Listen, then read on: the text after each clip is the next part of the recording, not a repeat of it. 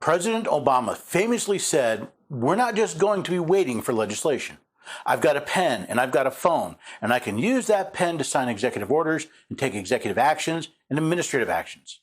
This perfect example of executive overreach should go down in history as one of the greatest abuses of a president's executive power to usurp the power of the other branches of government. But if Obama's attempt to overthrow the legislative process was a perfect example, it was neither the first nor the last.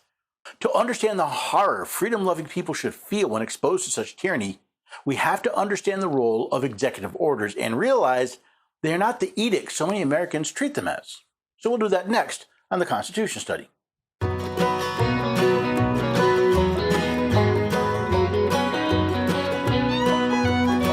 the neighbors and have a few good friends. Every day we're everyday Americans. Oh, every day we're everyday Americans.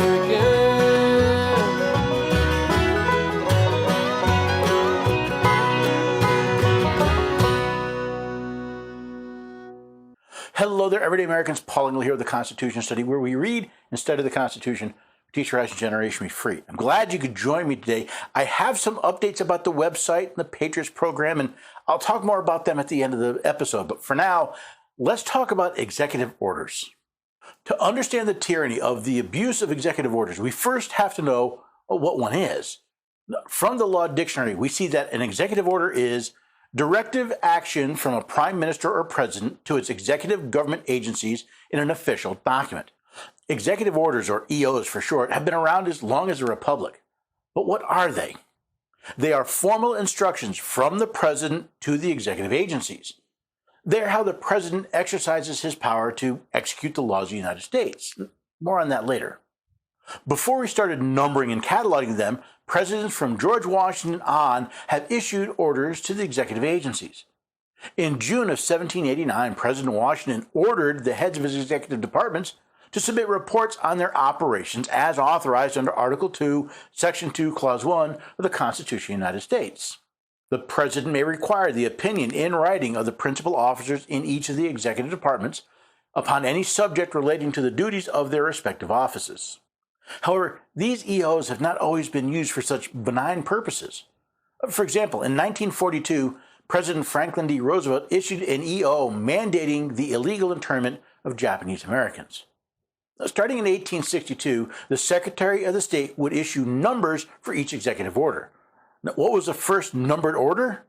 President Abraham Lincoln issued an executive order establishing a provisional court in Louisiana. Now, since 1936, EOs have been collected in the Code of Federal Regulations. Contrary to President Obama's assertion, executive orders are not all-powerful and not intended to bypass the legislative process. They are not part of the supreme law of the land as established in Article 6, Clause 2. This Constitution and the laws of the United States which shall be made in pursuance thereof, and all treaties made or which shall be made under the authority of the United States shall be the supreme law of the land. If executive orders are not part of the supreme law of the land, where do they get their authority? Mostly from the general ignorance most Americans have when it comes to the Constitution. Notice that EOs are recorded in the Code of Federal Regulation, not the United States Code. These regulations are often enforced as if they were law, even though they are not. Remember, all power for making laws is vested in Congress, not the presidency. This from Article 1, Section 1 of the Constitution. All legislative power herein granted shall be vested in a Congress of the United States, which shall consist of a Senate and House of Representatives. No federal regulation is law, contrary to what the federal courts have opined. Congress may pass a law authorizing an executive agency to pass regulations, but those are not laws. Congress's attempt to thrust their lawmaking power into the executive branch is just another violation of the Constitution, since Congress is not authorized to delegate their lawmaking power. Since regulations are not law, by extension, executive orders, which are instructions on regulations, are also not laws. Like any other power, the president's power to issue orders to the executive departments cannot legally be used to bypass the Constitution or laws of the United States. Executive orders are orders to the executive branch, not the American people. In other words, they're not edicts. Although often treated as such, executive orders are not edicts from the federal government. Again, from the law dictionary, an edict is A positive law promulgated by the sovereign of a country and having reference either to the whole land or some of its divisions, but usually relating to affairs of state. It differs from a public proclamation in that it enacts a new statute and carries with it the authority of law. Contrary to the way they may act, the presidents are not the sovereign of the nation. He is an executive officer of the government of the United States, nothing more. He is an employee of the states, hired by the states via an election, and bound to the laws established by the states in the compact that created the office of president, the Constitution of the United States. Since his powers are primarily limited to executing the laws of the United States, including the Constitution, any executive orders he may issue that are beyond his powers are void and legally meaningless.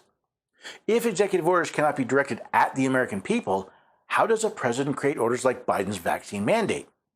Well, if you read these EOs, you'll find the president ordering his executive agencies to violate the Constitution. In the case of Biden's fake vaccine mandate, the president ordered the executive agencies and departments to establish rules. Some of these rules were limited to the executive agencies. Others were to promulgate federal regulation in violation of the Constitution. In other words, not only does the president violate his oath of office, but those who comply with his illegal orders do so as well. So why did President Obama use his pen and a phone? Well, because so few Americans have an even basic understanding of the Constitution, they simply believe the lie that they have been told, that the president is the most powerful man in the world. This includes law enforcement agencies at all levels.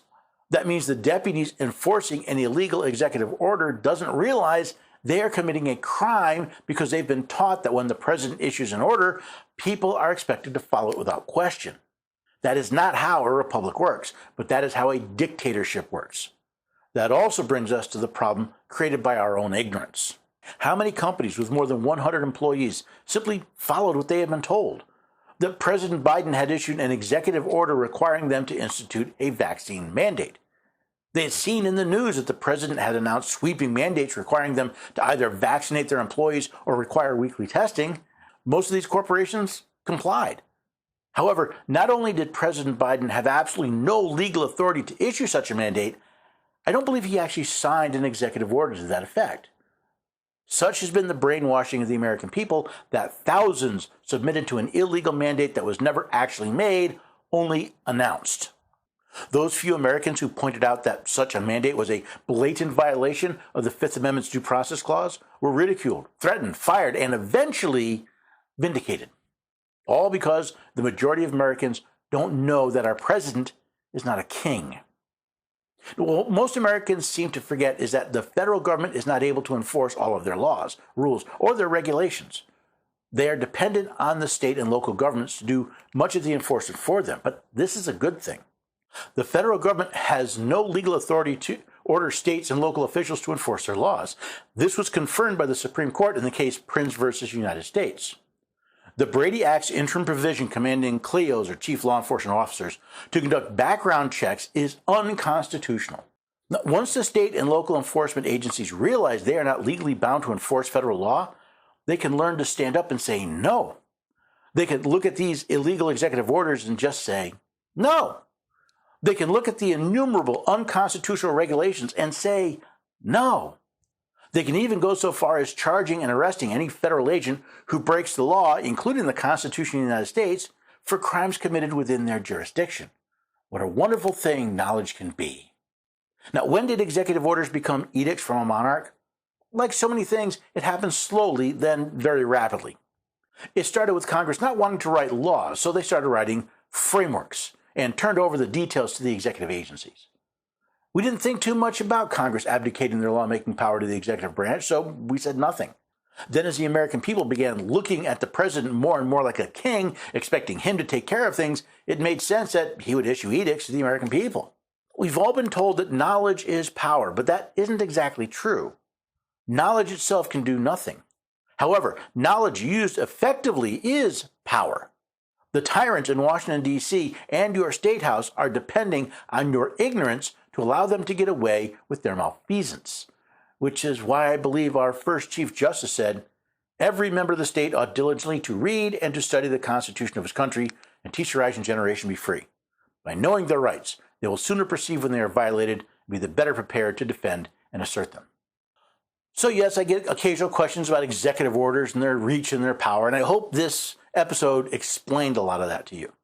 Of course, I could go into a lot more detail about specifics, but this should give you a good understanding of what an executive order is and isn't and the limitations of its power. I mentioned some changes to the website. I've added new sections, a news section, a section with my episodes from my radio program, and even interviews I've been on. And I have a question that I'm interested in. See, these are all posted to the website, but would you be interested in email updates? In other words, would you like to get an email every day of all the news articles that got my attention and I posted on the website? Would you like to get an email when a new radio episode drops or when I'm interviewed on some other program? Would you be interested in that?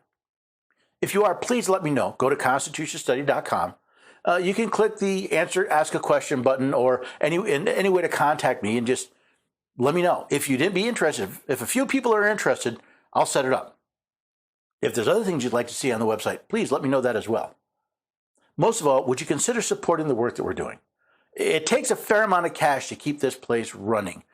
Mostly it's licenses for different software to provide these different capabilities. And right now, this all comes out of my pocket. So if you can help, either by buying a book or making a donation, it would be greatly appreciated. I'd also love if you answer those questions because it helps me make a better experience for you. And of course, sharing the website and all of its features is a tremendous godsend, and I hope that you'll do that. Most of all, though, I hope you'll come back and join us here next time for the Constitution Study. Love